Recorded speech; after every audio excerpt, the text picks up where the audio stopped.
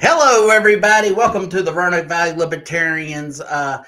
We're online tonight because we have a special guest. We have Paul Darr. He's the LNC Vice Chair, and he's going to be just talking to us about what's going on with the LNC and some other good stuff that's happening within the Libertarian Party.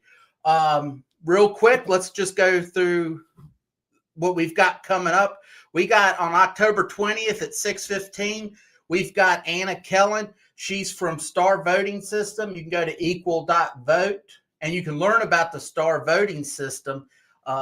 She's done this presentation before, but I wasn't able to record it. And if you like ranked choice voting, the Star Voting System, I think, is a better system. On November 5th, 7 p.m., we've got Stephen Nikala. He's the LNC chair. He's going to be speaking with us, taking questions and answering them, I hope.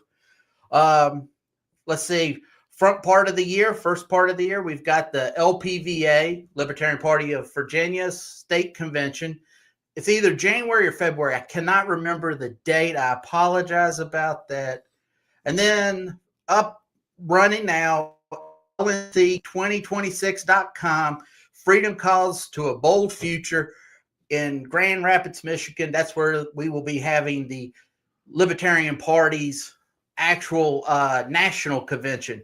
It's May 21st through the 25th, like I said, Grand Rapids, Michigan. So please start making plans. Join us. That's where it's those who show up is who actually controls the party, who dictates the way it goes.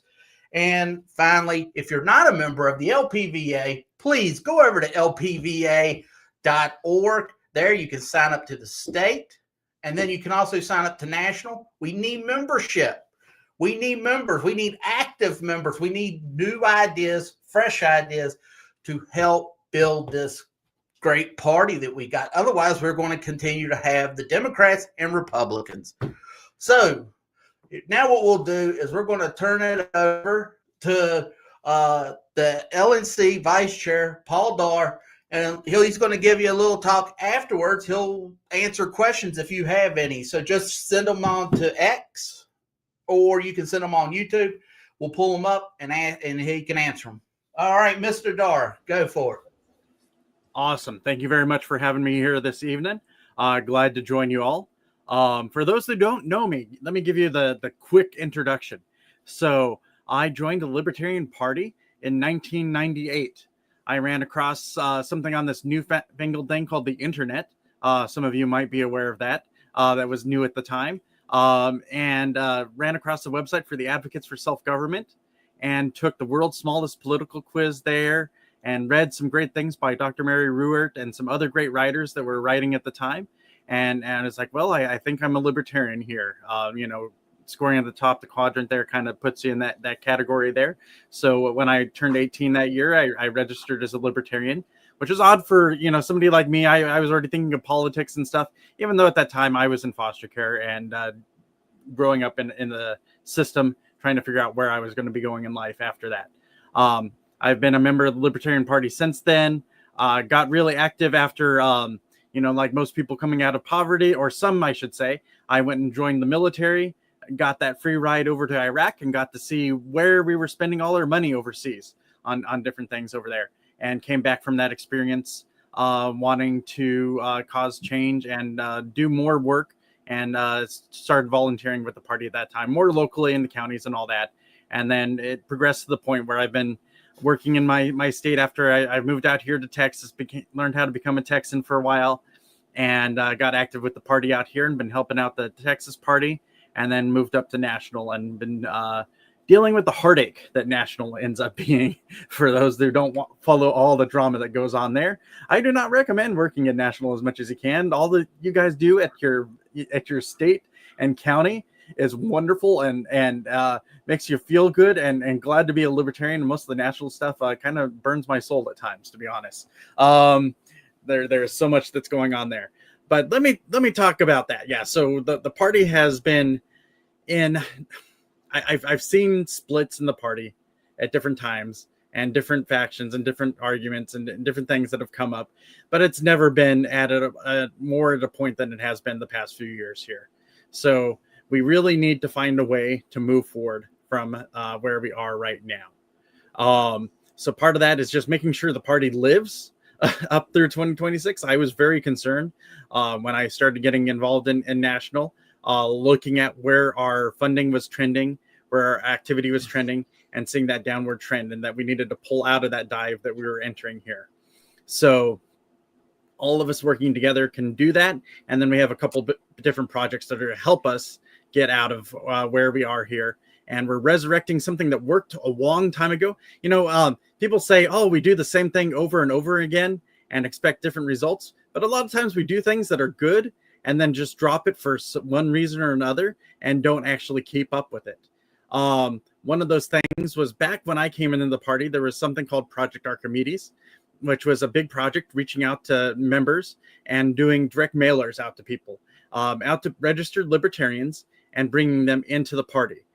Just because you register to vote as a libertarian doesn't mean you're in the party, as you all know. So reaching out to people that are already libertarians and getting them libertarians in the party is actually one of our easiest sells that we can do as libertarians. Get people more involved, even if they're just donating, they're helping to the cause out there. If they're able to show up and do a little bit every once in a while, that's helping the cause and helping people not get burnt out in their different areas across the party. So the more people we can bring in the party, the better. So that had some success at that time. Direct mail was really expensive, so people were very much flinching at it at the time. And it eventually got dropped off. Direct mail is still expensive, but there's still some opportunities we found to actually use some direct mail where individuals respond well to that. You just have to know and target your audience very well. And we're actually bringing back Project Archimedes. This time around, we're going to rename it called the Parity Project, as in bringing us to parity with the other two big parties out there, and a bold plan of how to do that within a decade of time. So the person that's architecting that, Perry Wills, has that audacious goal. I love big goals like that, and I know that we can at least grow the party to where we're a real threat, and more so than ever before, to the other parties out there through this. And what they're going to be doing with that is, nowadays we have the internet, we have all this data about us out there, and you know what? It's easier and cheaper to identify libertarians out in the wild than ever before. Instead of just trying to sell you crap like advertisers do, you can take that same data and say, the things that they aren't looking for is independence, of personality, the different issues that are, passionate for us as libertarians. And we take those items, we say, oh, that's the profile of a libertarian out there. Let's ask them to join the Libertarian Party. And there's different methods to do that nowadays that are electronic, very cheap, that we can do a whole lot of that out there. So we're getting specialists to work with us. So that is one way that is going to help us get out of where we are right now, because we're going to be bringing in registered libertarians into the party like hasn't been done in decades.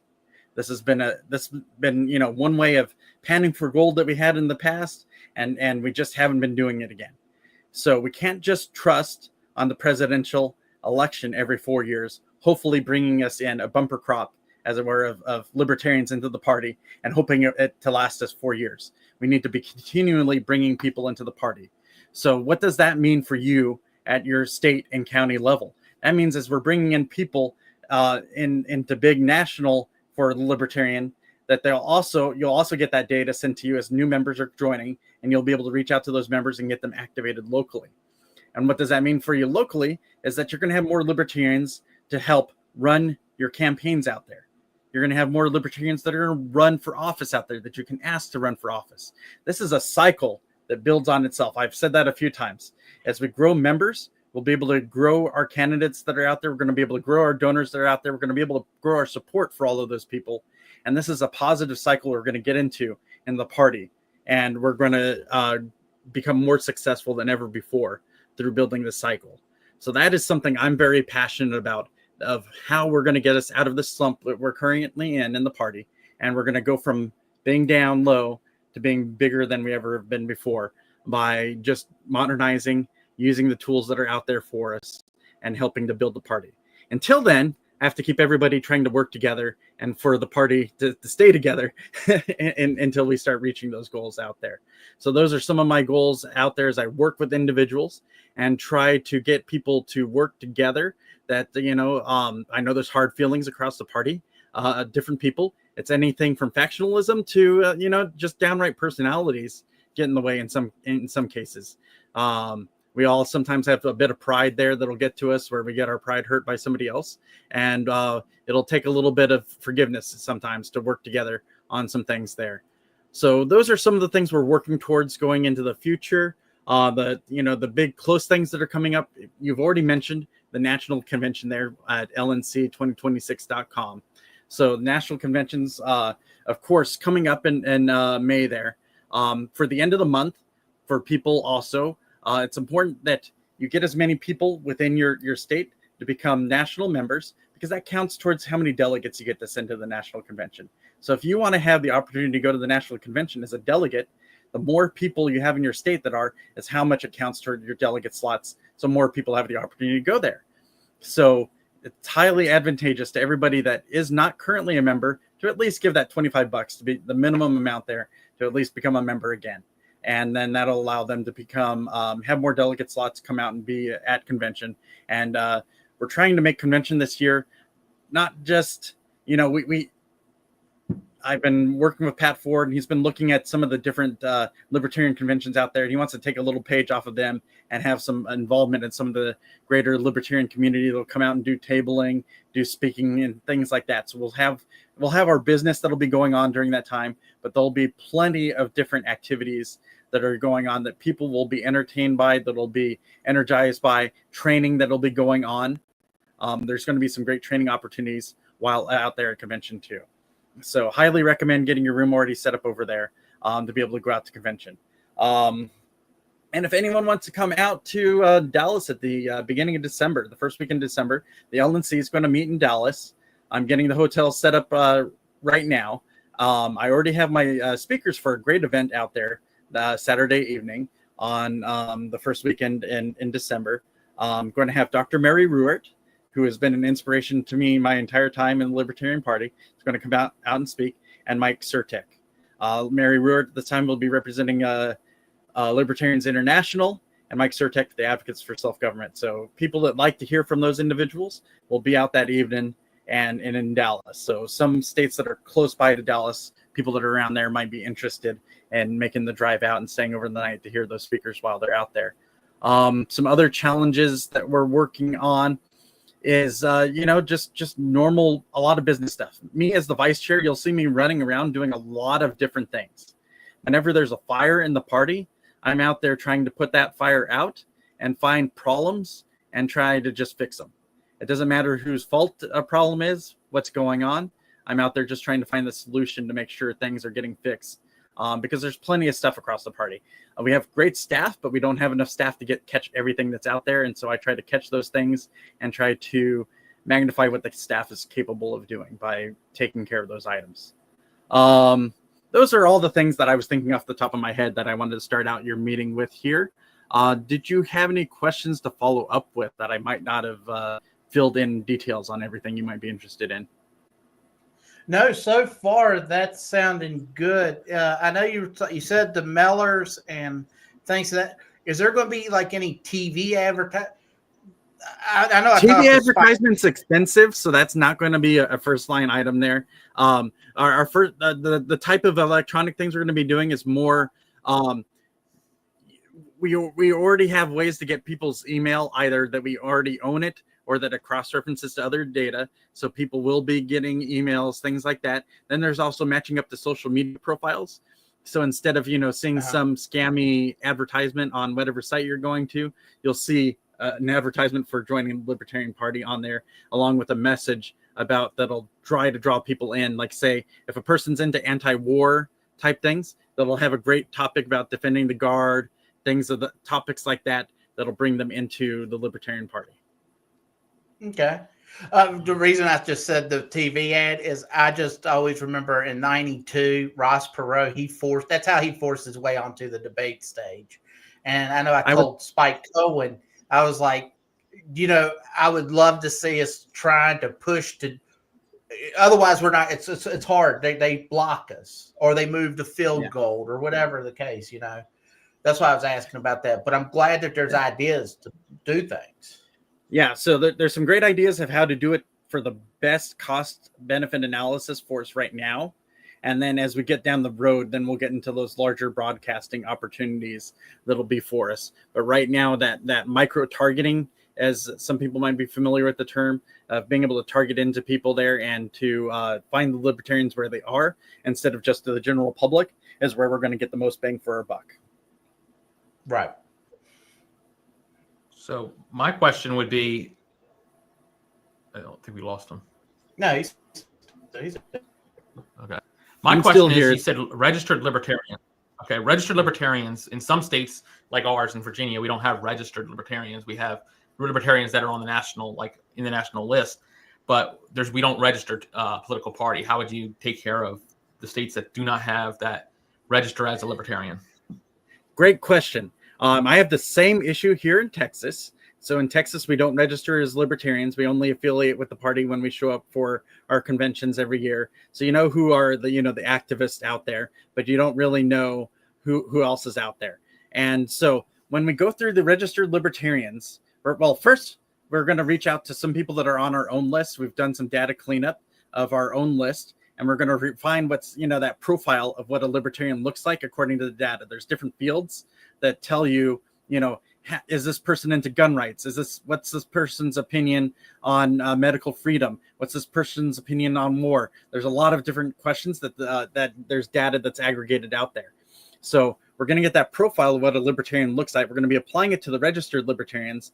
And then after that, we're going to be renting lists of data that's out there. There's L2 that a lot of people are familiar with. Some of the sort of data comes from, and other data sources that are out there.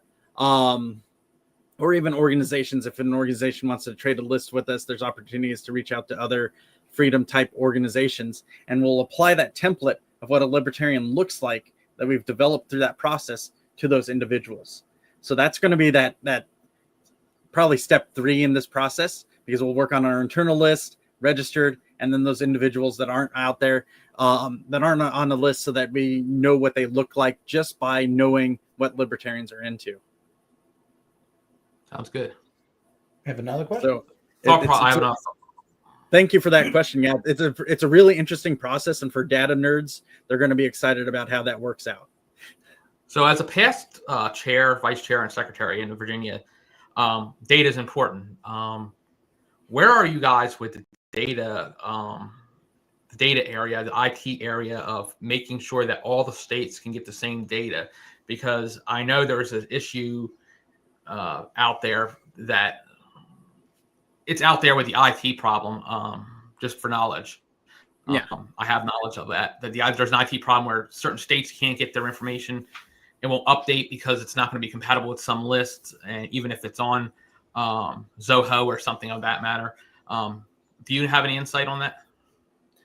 We'll want to better automate it down in the future, but most any data system you have is going to be able to get a basic CSV type data list that gets exported out I believe that's every Friday now, that goes to whoever's on the distribution list for your state there, and that'll tell you who are the members from national within the state. And then you can, some people are like, it doesn't have the fields I need or this and that. You can reach out to our staff to make sure it has the fields you need already in there, and they can help make sure that report gets to you in the right way. Just don't suffer in silence of not getting the right information out there. There is one major change that is coming at the end of this month that I've been talking about for a long time that I didn't mention earlier, that Civi CRM, the ownership of National is going to end at the end of this month on Civi CRM. So we've been pushing that out to make sure the states know that's going on, and along with the email. So the states are going to be responsible for their own CRM and email going forward. Right now, looking at how many staff members I had, we just weren't able to give the support that states needed. and I spoke with members on the committee and staff, and this ended up being the best choice, that we weren't just letting states down continually, that they needed to be responsible for what they're able to do until we're back in a position that we can support the states too, along with those items. And that would be up to an LNC in the future on that. I just didn't want to leave states frozen where they can't update their websites anymore and things like that have been going on. So we've been turning over ownership to them to make sure they have control of their own data, their own website, and things of that nature there. And if they decide not to come onto a national system in the future, that'll be their decision in the future. But I just wanted to make sure those individuals had control of their own information out there. So that's what we've been going through. There's only a couple states left that have a few issues with their email not being transferred over. If you aren't sure where you are, go ahead and reach out to me. I'll get you pointed to the right people. You can always reach me at paul.darr@lp.org, and I'm glad to connect people together that are the right people to talk to. So my last question I have in my mind is, you've become the vice chair. Steve Nicola is the chair. What are you guys doing to try to bring libertarians together? Because there is a factionalism idea where there's the right-leaning versus left-leaning, your Mises Caucus versus the classical liberals. It's a mess, and that's what's been hurting our party. So what is your message to people on how you guys go bring the party closer together and instead of further apart with messaging? Well, we really need to concentrate on what's important for the party. What's important for the party isn't the fighting and control over the party. It's that the party is functioning so our candidates can run. If we're fighting so much that we can't run candidates, we are failing as a party. So we need to at least come together to that level to where we are able to run candidates together. My emphasis has been to not try to have any particular flavor of messaging at your state affiliate level or whatever. That if you want to have differences in messaging, let's try that out with the candidates, because the candidates are out there. They're going to get direct feedback from voters out there. You'll find out in the marketplace of ideas of what messaging works out there with individuals. Keep to the general. We have a very straightforward message of freedom as libertarians, that if we stay on that as the state affiliates, everybody can build off that platform, and those candidates out there in their different areas can tailor their message to their audience that's out there and focus on that. That's where I would like to see us focus in the future. Avoid fighting each other internally and be the platform that our candidates need us to be. Okay, thank you. I know Michael Heiss, he was removed, but there was a few things that they were doing, or his group, and I don't think he was Mises Caucus, but it was like defend the guard.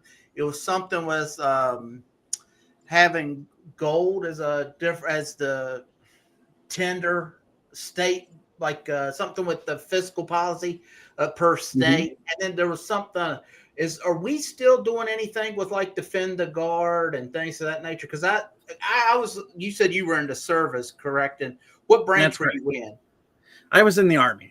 Okay. So that's how you got to see Iraq. All right. Yeah. Okay. So if you go to lp.org, if you go if you go to Libertarian Mission, that's like your first stop there. There's a button right there, Libertarian Mission. We are the party of principle, talks about our electoral strategy, our activism strategy, our legislative strategy, recruitment strategy there. So talking about, running locally, and you'll see on there that defend the guard is part of our legislative strategy there. And Bitcoin is also on there. Cryptocurrency is also part of our legislative. And then the other one is Minds Medicine, talking about different type of psychedelics and freedom there for individuals that wish to try to be able to do so for their self-treatment there. So there's different legislative focuses, and those have been it. As far as electoral, still pushing that run locally, getting people just to put their foot into the water and to run for something. So those are some of the focuses there. and definitely Defend the Guard is still one of the focuses that are out there. You'll still see people pushing for that across different states, and that's all going to be dependent on what is currently working in your state. I have seen in a few different Discord chats of people talking about their success of talking before legislators about Defend the Guard there. How do you feel that the infighting is going? Because it's bad. I mean, and I'm seeing it here on the local level, and throughout the last presidential campaign, it was atrocious. Are you feeling that it's getting better, or what type of pulse are you getting? A lot of people are getting tired of it, and for myself, somebody started sending me some anonymous death threats last month, saying they're going to burn down my house. So there's always that. Some people have very different experiences in the party as far as that goes. Technology is great, but it also allows for some people to be anonymous in ways that are not so nice to others. So that was not pleasant for my family. But as far as some other different areas, I would say, it's going to be very dependent on your state and all that, because some states are more of a monoculture of libertarianism than others. Some are very mixed. In my state, I would say any particular side is a minority of everybody, and the neutral is the largest portion of anyone out there. So we need to find a way to work together on what's important. And yes, that is still ongoing. I really want it to stop, and my solution to that it's been pretty much, eventually it will wear off. But if our party is small, and if I can suddenly double our numbers of just new recruits coming in, that'll be half the people that haven't had the trauma of fighting each other for years right now. Some people don't even remember what they're fighting over with other people right now, and it's pretty sad to see. But that's just where we are in some cases. I'm hoping that we can work past that. And, if you feel like you can only take responsibility for yourself, you can't force somebody to take responsibility for others. So if you feel like, if anyone feels like they've accidentally made somebody feel uncomfortable in the party, I suggest reaching out and saying, hey, I realize, I've changed now. I want to be better with you. And let's bury the hatchet, try to talk things out, and maybe we can get back to where people are working together. There's always been factions in the party, but not to this level. And in some ways, we're reflecting of the culture outside of the party. We are our own microcosm of that, and our particular flavor of the culture war that goes on outside the party. And the more we can bury that and more focus on the core tenets that we all share, we all share 90% of everything together. Let's concentrate on that. Forget about the 10% where we disagree. Right. And it's like we're hell bent on. I remember when I first joined, that was the big joke, was the libertarians would walk into a room and they would find the one thing to argue about. And that's the truth. I mean, I see it all the time, but it's been such a. I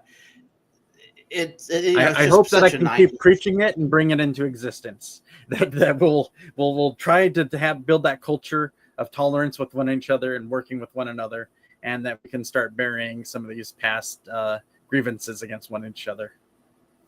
I do have a question about the LNC, just because I know when Angela McCardle was on there, she made it. I think it was her who made the comment that they hadn't spoken with the other members. Are you guys all speaking? I mean, y'all were all on speaking terms, right?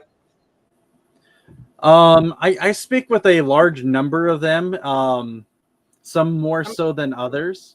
Right. And there has been some very recent, very public on the LNC list arguments that have gone on there. I did have one of those people that was in one of the arguments. I did have actually a wonderful conversation with one of them the other day. So I felt that was a very positive change. And I was feeling very down personally at that time until we had that great conversation together, and love that we were able to share that opportunity, because I was thinking some different things about the party at the time, and it really helped me.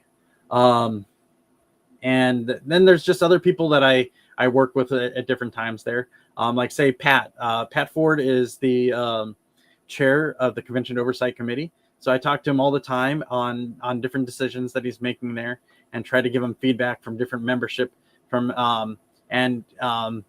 he's very good at taking criticism when I share with him, well, this is what these people think of these people and this people, and try to balance out so that we can do the best thing we can do for convention going forward. And we're very good about talking about that and not getting offended at each other, and figuring out where we can go and work together on things. And then so that's one positive side I've had with working with him there.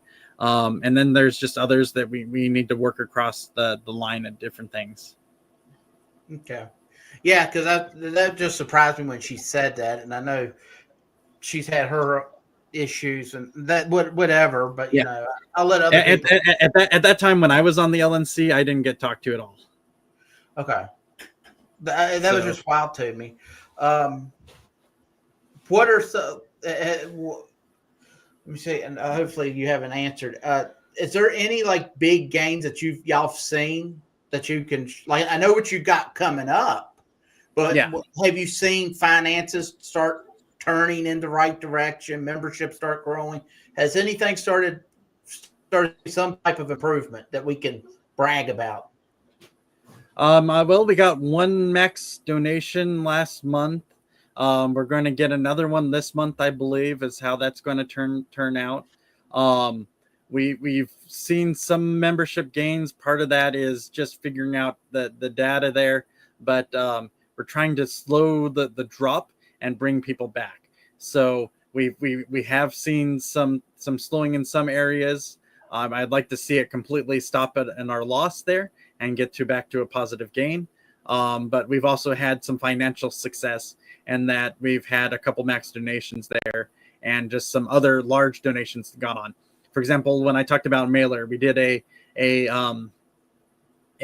direct mailer out to individuals that hadn't been contacted in a while, and we targeted very specifically. So we spent $3,000 on that mailer and got over $30,000 in return. I want to say it's closer to 39. So it was a pretty good return on investment for the LNC there, and gave us an experiment with how we can look at doing those mailers, and that even direct mailers today can be useful if you do the targeting right, and you just aren't plastering it out to everybody, spending a lot of money on mailers to where people aren't going to get a return, where we can dial it in and we're like getting major return this time. So it's finding the right audience, and we're being smart about it. And so we've already had some success in being smart on our targeting and making sure we're bringing the message to the people the way they want to receive it. Okay, that's excellent. Do you have any question? I think you guys are doing a good job. You guys were handed something that was very broken. I hate the factionalism. I dislike it. When I was chair in Virginia, I tried to work with everybody. I gave donations to all the caucuses that I had, because I just like, you know what? We're all trying to work together to get something done. I know Brian's the same way. The factionalism got rough, and when you get in a party, it's really odd, because like me, I was a Democrat when I came in. I was coming off being a Democrat. I become more right leaning, but there's Republicans become more left leaning. I think that's one benefit of the Libertarian Party, is you don't have to be a Democrat or Republican and have a good idea about individual liberty or LGBTQ or anything. And I think the message is, we need to have more unity. I think the unity message between the factions has to continue. And I think you guys are doing your best, because trust me, Virginia hasn't, had a rough patch when 7 people tried to take the party down, and unfortunately did it illegally. We're still up and running. We're still alive. So I remember hearing that of the night of, and was reaching out to people saying, please don't do this. This is the stupidest thing you can do here. Those people did not care. They were out to destroy us. Unfortunately, I was sitting at a concert where I had a very minimal reception called Blue Ridge Rock Festival, deep in the woods, in an area of a racetrack. And when I got my stuff back, because I hardly have phone service, man, my phone was blowing. I was a past chair, and I was getting all this stuff about how they did that. And And it's sad, like a lot of them went over to create a new party, which they think they're going to get somewhere with that. I don't think so. Yeah. So the Liberal Party is out there, and there's a lot of people that are former members that are in it. They try to scout members from me all the time. Some of them don't do that, so they're like, "Oh no, we don't do that." It's like, no, some of your members do that. I'll give you an idea. That a lot of those guys, a lot of those people that were in the 7 are over in that party. Just to give you a heads up. Yeah. So, and they're out there, and for the, as I see it, for the Liberal Party to succeed, we have to die, because then they need really to succeed. They need certain state affiliates from us to go over to them. So that puts our interest at a very different angle when you look at the different people that are currently in that party. So at times some of these people were former friends of mine, and you'll see me have an argument with them, unfortunately, due to the current circumstances, because I still think the Libertarian Party is the party for freedom, and where we should be working to have a better future together. I did not go over to the Liberal Party. That this is where we're getting it done.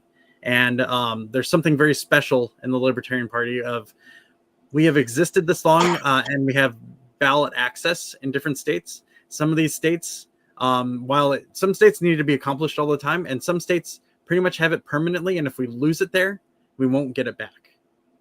The other two parties have pulled up those ballot access moats, as it were, out there, or gates, or whatever you want to think about it out there. If we lose ballot access in those states, it won't come back, and then we'll be relegated to only being the occasional sparks, say the Greens are, where they'll do terrible, something will change, they'll do okay-ish, but they're not in a position to become a real threat to the two other parties. We are still in a position where we can make this party a threat to the Republicans and Democrats out there. We still have what it takes within the party to do that.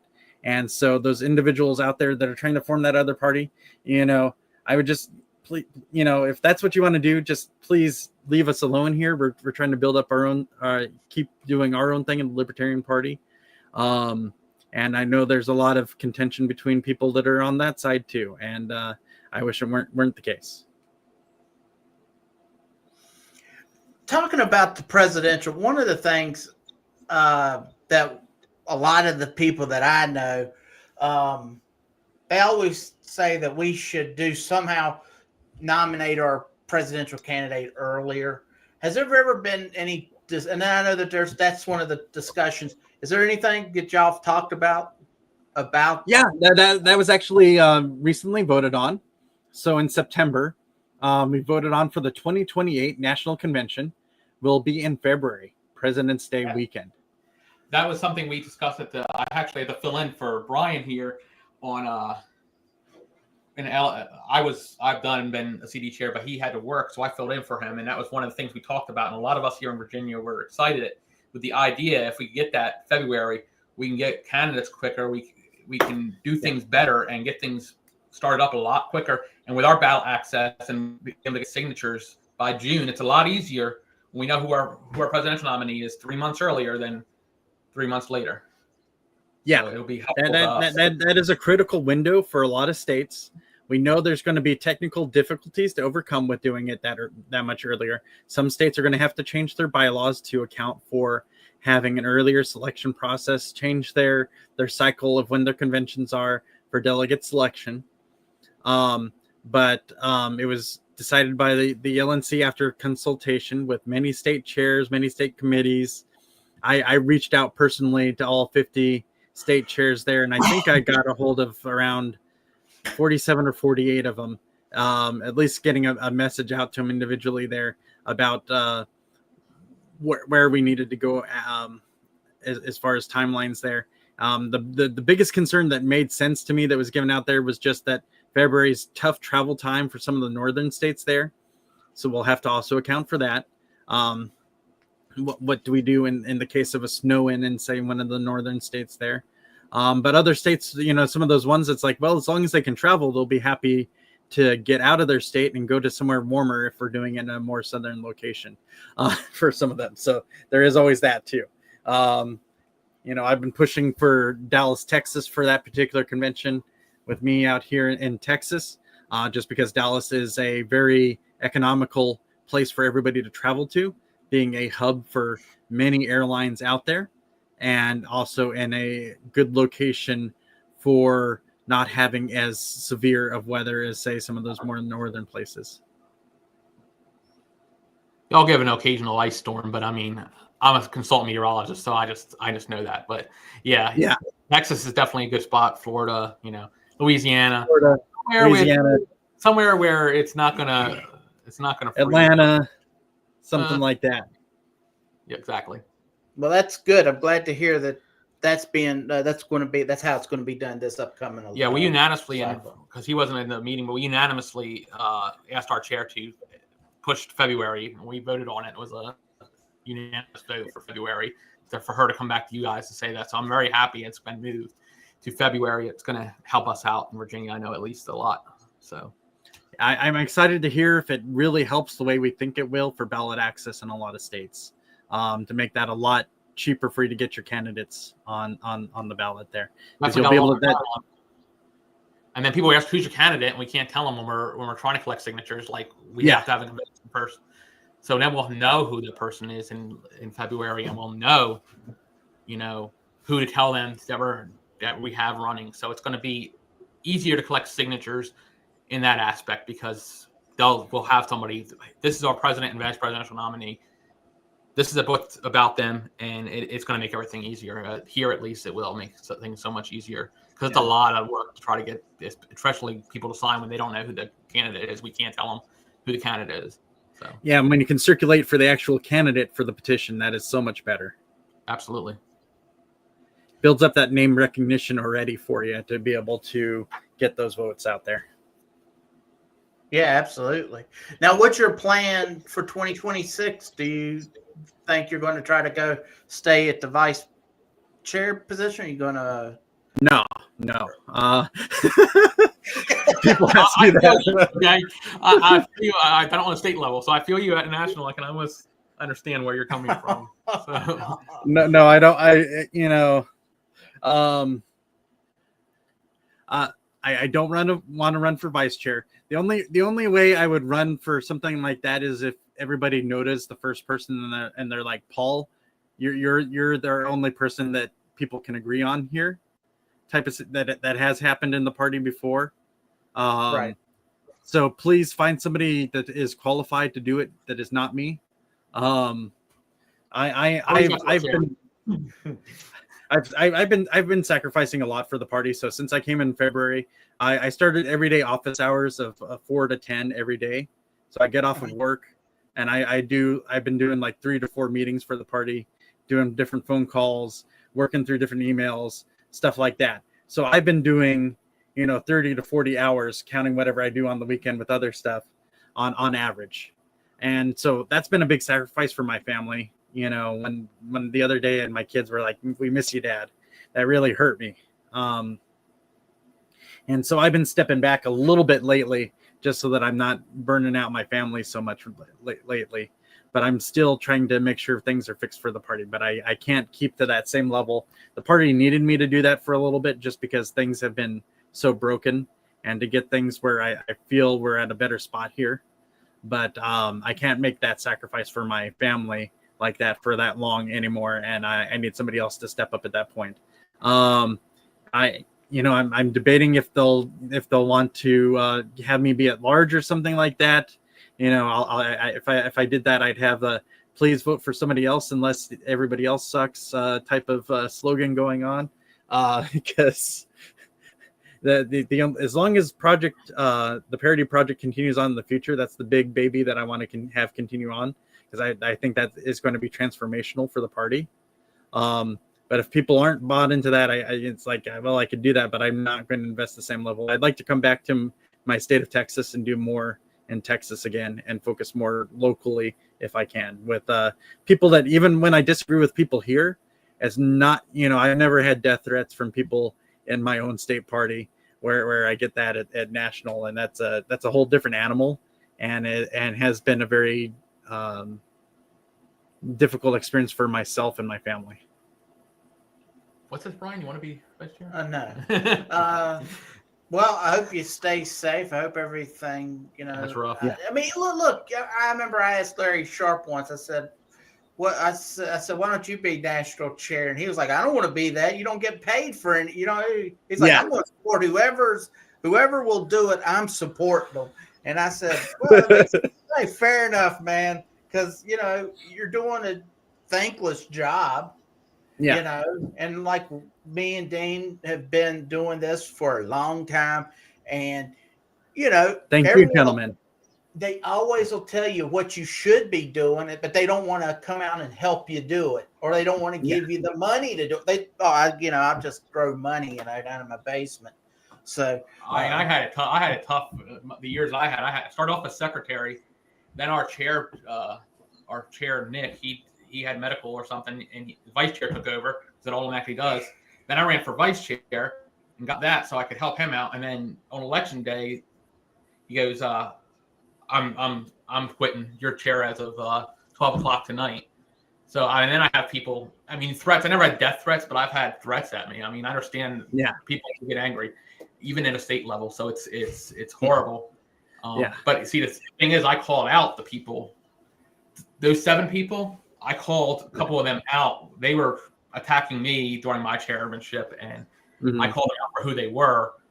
But I had made a promise, and I always am principled, that I would not run for chair when it came up again. And I stated my promise.